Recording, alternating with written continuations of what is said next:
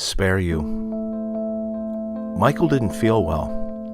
As he glanced across his cell, everything seemed to be in its usual place, but he sensed something was different. He was different.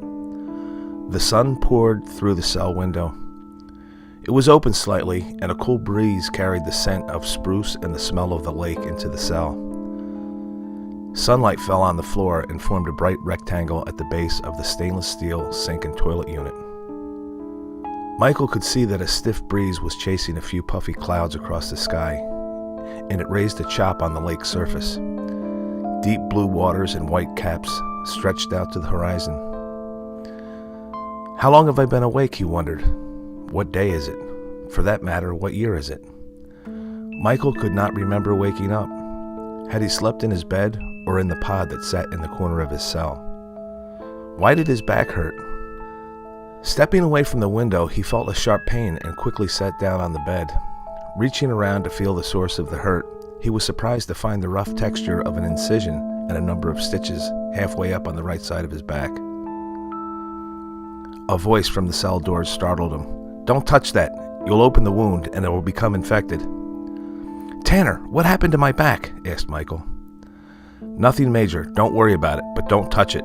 Tanner's voice faded as he walked down the hallway. "Tanner! Tanner!"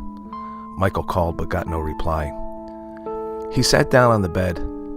Tanner never gave much information away anyway. In addition to his back pain, Michael was feeling out of sorts.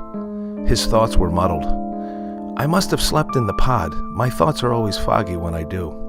Michael wondered how much of his life had been spent in the dreamless sleep while in the pod.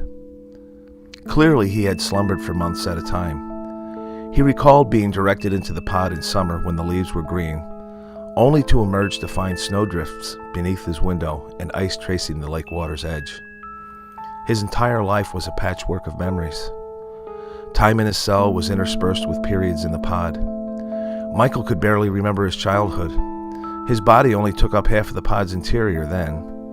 He studied reading and math with a tutor whose name he could no longer recall. He remembered Dr. Smith would sometimes look in on the lessons through the grill on the cell door. "Good, very good, Michael. Exercising brain function is essential to maintain a good product." The doctor had a goatee even back then, but his hair was black. Now it was all gray, and he walked slowly. Michael stood at the window and imagined what the world outside was like. He wished he could walk down by the lakeshore, then climb the bluff to lay on the grass beside the clinic, to feel the grass and watch the trees sway in the wind and see the clouds roll by, to touch and feel the rain. "I wonder what the other residents are like," he thought suddenly. He knew there were others, although he'd never seen them. The view from his door was limited, but he could see several numbered cells across the hall.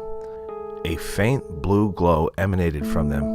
It was the same glow that illuminated Michael's pod when the glass cover slipped closed. "They're probably awake when I'm asleep, and asleep when I'm awake. I wonder who they are." His thoughts were interrupted by Tanner, speaking through the door. "Time to go in your chamber, Michael." Without protest, Michael walked over and backed into his pod. He thought about the twilight sleep of oblivion. It was preferable to the mind-numbing boredom of his cell. The lid closed silently, and there was a whisper of gas. As he drifted away, a song came to Michael's mind, although he could not remember having learned it.